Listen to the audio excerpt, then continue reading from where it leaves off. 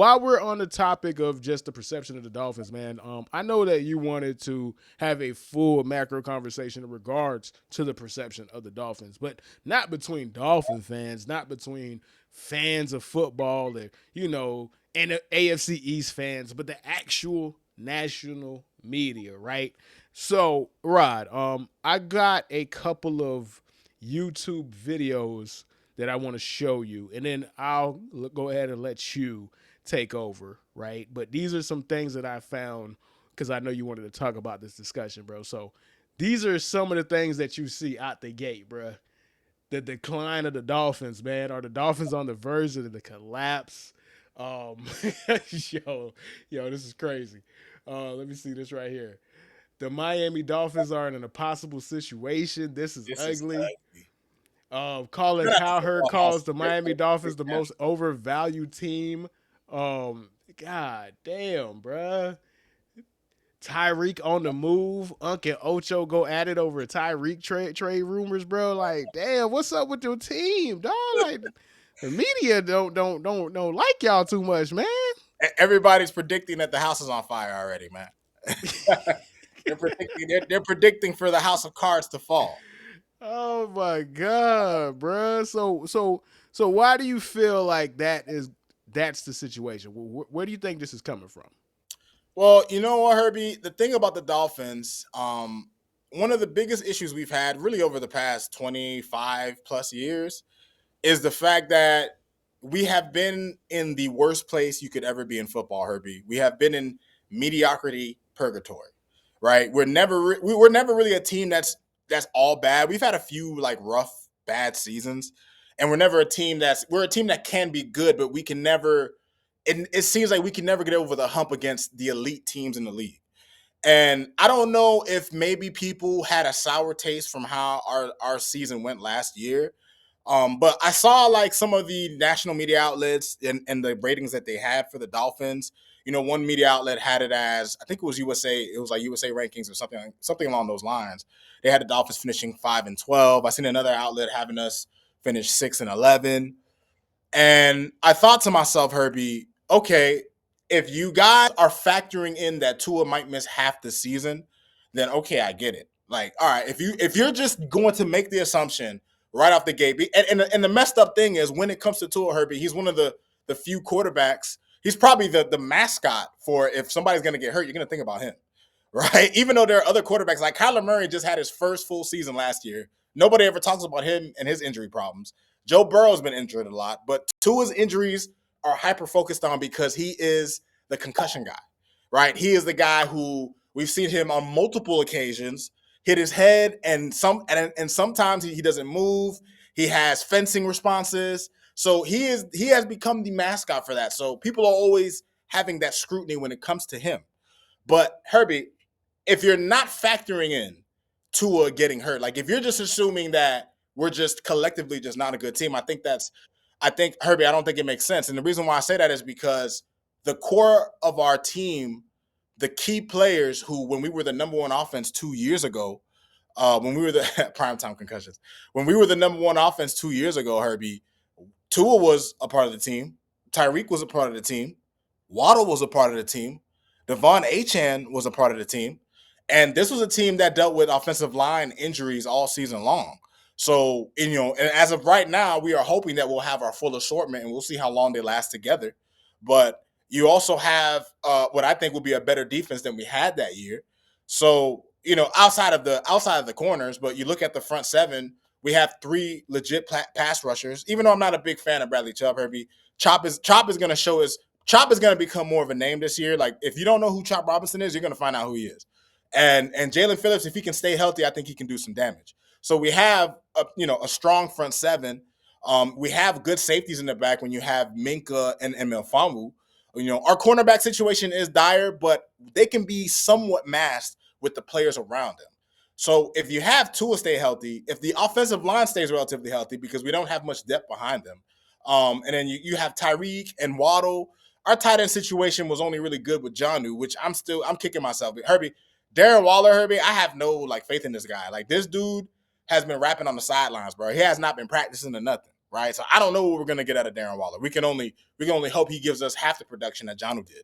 But when I look at what the Dolphins have been under Mike McDaniel, last season, Herbie, just for example, we started 2-6, but Tua got hurt in week 2, right? And we were way behind the 8 ball by the time he got back, but we finished the season 6-3. You know what I mean? And so once Tua got, like, Herbie, Tua has been a winning quarterback in terms of his record every year he's played. We have never played a full season with Tua, or even in the games he's played, we've never had a losing record with him. He went 7-4. He went 7-4 last year. So when you look at what Tua and the Dolphins are when they have all their pieces, I just don't see how you could see some of the pieces we have and think we're going to be a 5-win team. Like, if they would have said that we were going to be 8-9 or 9-8, I could live with it, because we have been, I guess the Dolphins have a contract with the 500 gods of football. So, you know what I'm saying? If they would have been saying we'll be 8-9, 9-8, I wouldn't even argue that. But when you tell me we're going to be a 5-win team, a 6-win team, I just don't. The Dolphins are going to win, especially if Tua plays the whole season. We'll win a minimum of 10 games. The real question when it comes to the Dolphins, Herbie, isn't even about whether they can make the playoffs, because they've proven that with the core that they have. The question is, can they do anything when they get there? That's where Dolphin fans are at. We've been to the playoffs before. We know what that story looks like when we get to the playoffs, get our asses kicked in the wild card, and go home sad and hoping for next year. Can the Dolphins do more? That's what Mike McDaniel's job is being staked on this year. Can we get past the wild card round? Can we possibly win the division, which is not looking likely, and get a home playoff game? Like, the Dolphins, that's where Dolphin fans are. But the media has us. If Tua gets hurt, they won't be wrong, but I'm pretty sure they weren't factoring that in, and I just think that's just poor coverage on their part. Okay, so I'll do this. Let me play devil's advocate, and because I can understand where it's coming from, right? Like, I don't necessarily agree, obviously, because we follow the team a lot closer than a lot of these guys do, pundits. But I can understand how they got to that point, because fair or unfair, there is a lot of stench around the Miami Dolphins heading into this season. You got the stuff with Tyreek. You got the injuries to the DBs. You got the very, very, very thin depth all across the board, top to bottom. You feel me? So, and it feels like a team that, and we've seen this before. We've seen this with a multitude of NFL teams where the bottom just falls out, right? Like, at some point in time, you could have a talented team, but if the team doesn't actually believe in what is actually, the bigger purpose, a lot of dudes are going to dog it, right? Like, you had this situation where you had multiple people that don't even want to play there no more, right? Like, Jalen Ramsey forced his way out.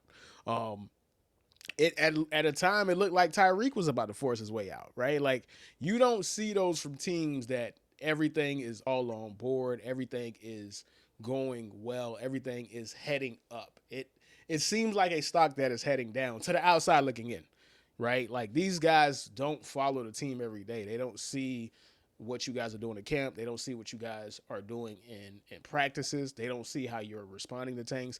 They don't even know the additions that you made, right? Like, Right. they don't even know who you signed, right? Like, all they're going off of is what is juicy to talk about on a national sense.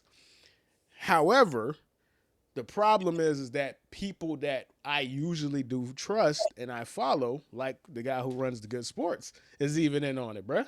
Like you said, the first video that he got, are the Dolphins on the verge of collapse? Decline of the Dolphins. Now, when we get off, I'm going to go ahead and watch that video. I probably should have to give context to see what was the overall point. It is what it is, but I will watch it. But even he's like, man, hey, I ain't going to lie. That shit kind of smelled kind of bad over there, man. Like, down in Miami, man. Football analysis isn't too high, and there's a lot of that is true, and we both like football analysis as a YouTube channel. Like, they don't do hyperbole, they don't do freaking clickbait stuff like that, right? Like, that's a channel that we both follow, and that's a channel that I even actually get my information from. So it ain't just the shouty, the Stephen A. Smiths. It's the people, the actual football nerds too. For whatever reason, it smells like a skunk right now, right? It smells like a skunk when it comes to. I'll tell you this, Herbie. I will say this: if the bottom does fall out, Herbie, the only thing that would make me happy is if they just turned this shit whole. They just burn it all to the ground. Get rid of the GM, get rid of the coach. Be prepared to ship the quarterback. Like if this is a season that tanks all the way, Herbie, just blow this shit up, man. Just go ahead, stick some dynamite in it. You know what I mean? If we make it to the playoffs and lose in the wild card again, just like Herbie, I just and I know that people will say, oh, but McDaniel made it to the playoffs 3 out of the last 4 years. It would just tell me that he's capped. It would just Yeah. tell me that Yeah. he's just. And that's not to say that the sad thing is about McDaniel, Herbie. This is just my personal feeling on him. Yeah, but this is separate from the conversation. I Right. think that he's going to fail here. And I don't want that to be the case. I think he's going to fail here. He's going to be an offensive coordinator somewhere else for a while. And it'll be a similar Dan Campbell thing to where he had learned his mistakes and he will be much better in his next stint. I think this being his first head coaching job he might be a little over his head. You know, even in the preseason game, and I forgot to bring this up when we talked about what went wrong. I still see too many penalties and timeouts being called before the play clock goes to zero. Like we're still seeing some of the same issues we've seen since year one. And those are things that concern me. Like as a coach, I'm gonna give you grace your first year. I'll even give you grace in your second year. But once you're in year 4 and we're still seeing some of the same mistakes, it doesn't really breed a lot of confidence. But when I just think about what this team was able to do when we had our horses, and we still have a lot of the main horses that were there when we had one of the best. I mean, Raheem Mostert had 18 touchdowns that year, and he's not here. But at the end of the day, we have other guys. We have guys that have taken his place, and I just don't listen. If the Dolphins go 5-12, Herbie, it'll only be because Tua got hurt again, Nah, facts, facts. which is something that is unfortunately it's a likely thing. When it comes to Tua, Herbie, you're holding your breath every game. Like as a Dolphins Yeah, fan, it's and the a difference that you're making is that you are making a distinction that they're having a conversation as if Tua is healthy and they're going still yes. 5-12, I, and that's where you have a problem, right? Like, yeah, which yeah. I agree because at the end of the day, Tua has never been a loser. That is just an objective fact. He's never been a loser. If he starts, he wins more than he loses. He's 25-15. He's 25-13 under McDaniel. What does that tell you? What does that tell you? Like, So come on. I'll leave on this note, right? This is one of my favorite quotes, man. It's from the great philosopher Curtis 50 Cent Jackson, man, in regards to how the media views the Miami Dolphins. Damn, homie. 2 years ago, you was the man, homie. What the fuck happened to you? That's how they talking about the Dolphins right now, man. This is the same team that they were dick riding 2 years ago, and they are completely off of that bandwagon, bro. In 2 years' time, bro. Completely. Yeah. NFL stands for not for long, man. So